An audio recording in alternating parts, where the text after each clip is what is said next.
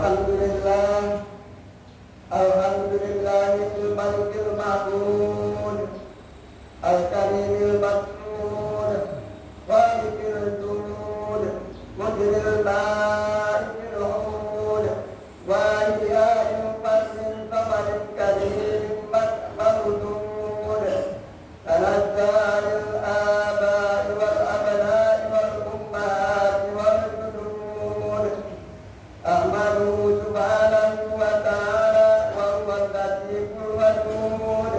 Asyhadu an la ilaha illallah wahdahu la syarika lah, syahadatan man syahida dakhala jannata wa faza fiha bil khulud. Wa asyhadu anna sayyidana wa nabiyyana Muhammadan abduhu wa rasuluh, sayyidun nasi min bidin wa hubrin wa tud.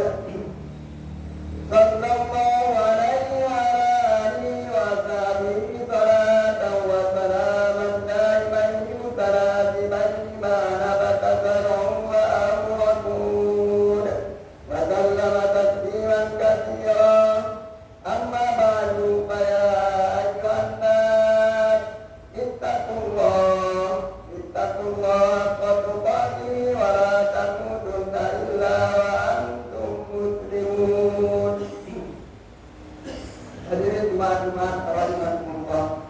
Pertama-tama mari kita memanjatkan puji beserta syukur kehadirat Allah Subhanahu wa taala yang mana atas limpah rahmat, hikmat beserta taufik dan hidayahnya, dan yang paling utama adalah nikmat iman dan Islam, nikmat kesehatan, nikmat kesempatan, sehingga pada hari Jumat yang berbahagia ini kita kembali dapat berkumpul bersama-sama di Masjid Al-Amin yang kita cintai ini dalam rangka melaksanakan sholat pada Jumat berjamaah. Dan serta tak bosan-bosannya kita mengucapkan serta salam atas junjungan kita Nabi Muhammad Rasulullah sallallahu alaihi wasallam beserta para keluarga dan sahabat-sahabat beliau. Mudah-mudahan dengan ridho Allah Subhanahu wa taala kita yang berakhir beserta seluruh keluarga kita mendapatkan syafaatnya dan akhir kelak. Amin amin ya rabbal alamin. Hadirin jemaah rahimakumullah. Mari kita terus-menerus meningkatkan keimanan dan ketakwaan kita kepada Allah Subhanahu wa taala dengan selalu mentaati dan mengerjakan segala yang diperintahkan dan menjauhi segala yang dilarang olehnya dengan penuh kesadaran, kesabaran dan keikhlasan hati karena Allah semata.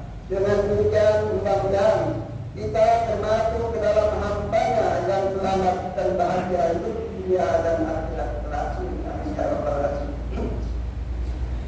Pada hari ini Khatib akan menyampaikan khutbah yang berjudul Hakikat Takabur dan Sombong. Sombong, angkuh, besar kepala adalah kata-kata yang mempunyai satu makna, yaitu menganggap dirinya lebih tinggi, lebih mulia daripada lainnya. Sifat sombong sangat tercela di dalam agama. Begitu pula oleh masyarakat, sifat ini sangat dibenci. Bukan hanya dibenci oleh orang-orang yang berilmu saja dan orang-orang yang berbudi luhur, tetapi hampir semua orang membencinya. Mengapa? Karena sifat sombong bisa menimbulkan permusuhan dan hilangnya rasa keakraban antara sesama manusia. Rasulullah sallallahu alaihi wasallam melarang umatnya berlaku sombong, terutama terhadap sesama umat Islam. Dalam sebuah hadis yang diriwayatkan oleh Muslim bersumber dari Abdullah bin Mas'ud radhiyallahu anhu, Rasulullah sallallahu alaihi wasallam bersabda yang artinya, tidak masuk surga orang yang dalam hatinya ada sedikit kesombongan. Lalu ada seorang lelaki berkata, sesungguhnya ada seorang yang senang berpakaian bagus dan sandalnya juga bagus. Beliau lalu bersabda, sesungguhnya Allah itu indah, yang senang keindahan, sedang sombong itu menolak kebenaran dan merendahkan orang lain. Hadis riwayat Muslim. Dari hadis Rasulullah SAW di atas dapat diambil suatu pelajaran bahwa pintu surga tertutup bagi setiap orang yang di dalam hatinya ada sifat kesombongan. Tetapi seorang itu tidak bisa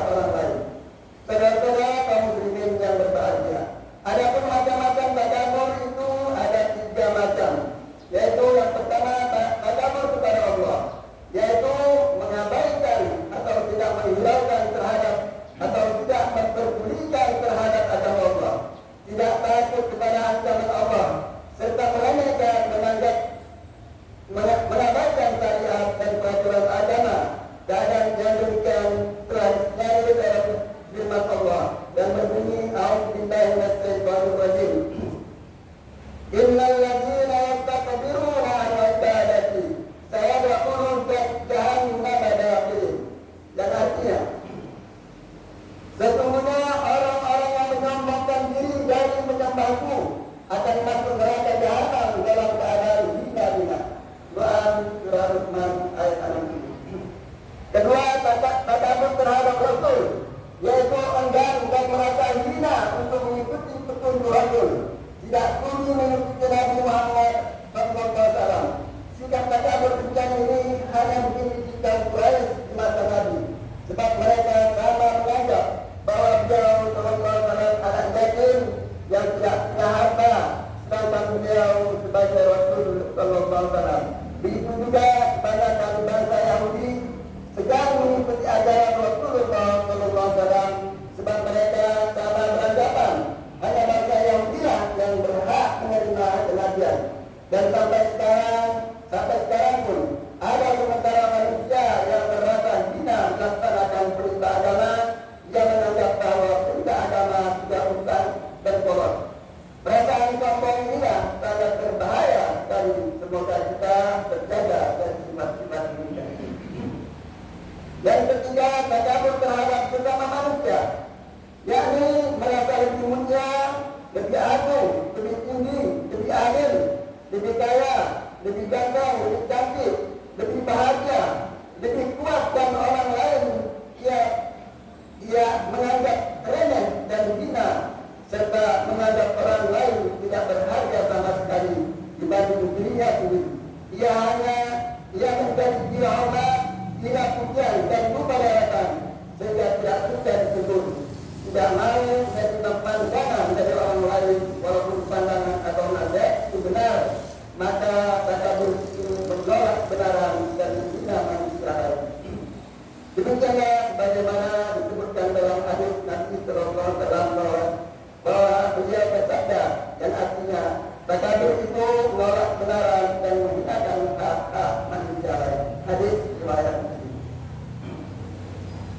Dan teman-teman rahimahullah, Rasulullah Sallallahu Alaihi Wasallam dalam sehari-hari tidak pernah berlaku sombong. Beliau menengok orang sakit, mengantarkan jenazah, menunggu jimat, mendatangi undangan dari siapapun. Pernah pada suatu hari ada seorang wanita mengharap beliau ingin mengundangnya untuk suatu hajat, tetapi karena wanita ini dari golongan orang miskin, ia agak itu dan ragu lagi.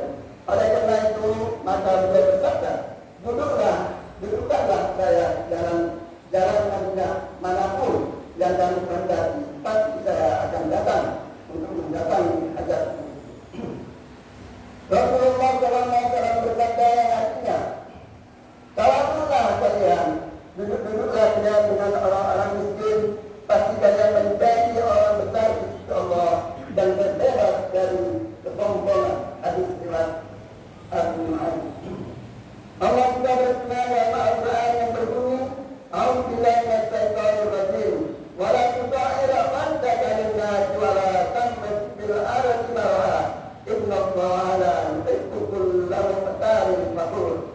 Artinya, dan janganlah kamu memalingkan mukamu dari manusia karena sombong, dan janganlah kamu berjalan di muka bumi dengan angkuh. Sesungguhnya Allah tidak mungkin orang-orang sombong lagi membanggakan diri.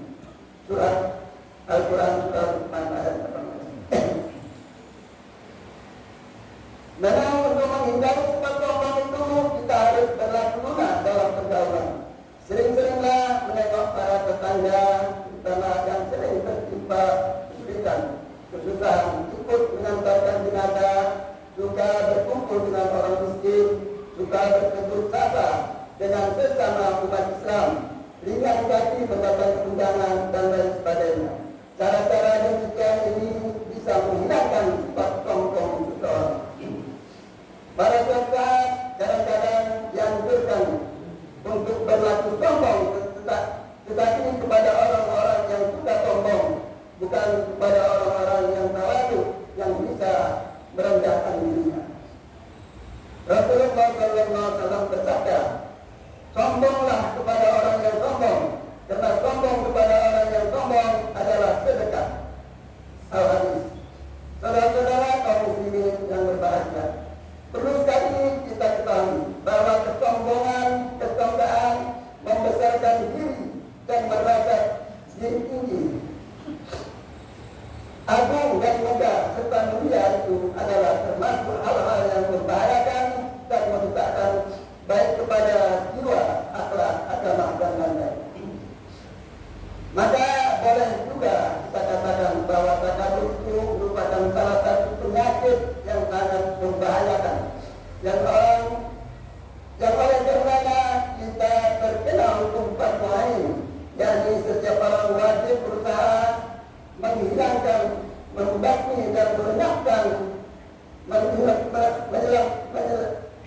merenyahkannya. Bagaimana cara pengobatan atau cara merenyahkannya, tidak dengan dalam berkhayal belaka atau mengharap-harap, tapi harus dengan usaha pengobatan dengan beberapa resep yang sangat manjur dan mujarab. Resep pengobatan itu tidak terdapat pada toko-toko obat apotek. Begitu juga para dokter pun mungkin tidak akan mampu untuk mengobati penyakit rohani yang berbahaya. Sebab usaha pengobatan yang kita kabur sombong itu sebetulnya terletak pada dirinya sendiri. Sedangkan untuk mengobatinya itu pada pokoknya ada 3 macam tindakan yang perlu kita perhatikan. Yang pertama, dengan menjemur pohonnya dan tempat tertanamnya penyakit sombong itu, yaitu di dalam hati. Yang kedua, dengan menolak segala godaan yang baru datang, yaitu dengan mengusir sebab-sebab yang dijadikan sebagai bahan kesombongan itu. Yang ketiga, dengan menyadari kedudukan dirinya sendiri dan kedudukan Tuhannya, yaitu Allah yang Maha Kuasa, serta menyadari bahwa dirinya diciptakan olehnya dari suatu bahan yang amat kotor dan menjijikan dan tak lagi dijual. Allah Subhanahu wa taala berfirman dalam Al-Qur'an yang berbunyi, "A'udzubillahi minasyaitonir rajim. Wal yanzuril insanu mimma khuliq. Khuliqa min ma'in dafiq yakhruju min baini sulbi wat tara'ib." Dan artinya, maka hendaklah manusia memperhatikan dari apakah dia diciptakan. Dia diciptakan dari air yang terpancar dan keluar dari tulang sulbi laki-laki dan tulang dada perempuan. Al-Quran surah At-Tarik ayat 5. Demikianlah tindakan proaktif maupun preventif sebagai pengobat penyakit sombong yang perlu sekali kita perhatikan, dan itulah antara lain merupakan resep yang mujarab untuk mengobati penyakit rohani yang sangat besar sekali berarti.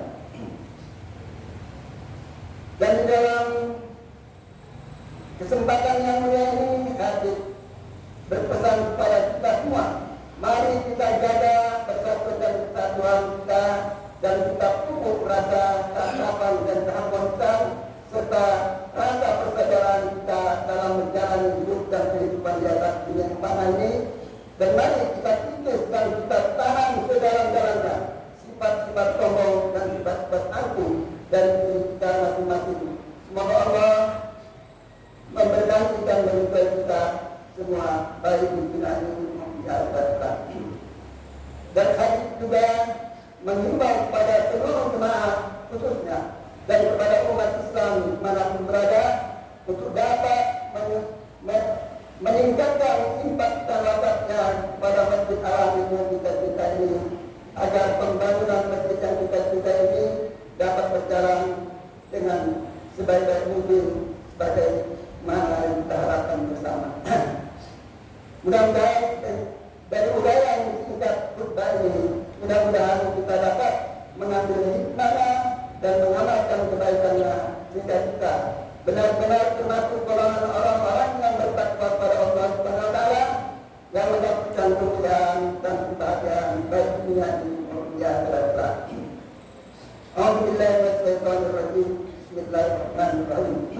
Wa innal insana lafi khusr illa alladziina aamanu wa 'amilus shalihati wa tawassaw bil haqqi wa tawassaw bis sabr. Barakallahu li wa lakum fil Qur'anil 'azim wa nafa'ani wa iyyakum bima fihi minal ayati wa dzikril hakim. Wa taqabbala minni wa minkum tilawatahu innahu huwas samiul 'alim. Aqulu qawli hadza wa astaghfirullahaladzim li wa lakum wa lisa'iril muslimina wal muslimat wal mu'minin wal mu'minat fastaghfiruhu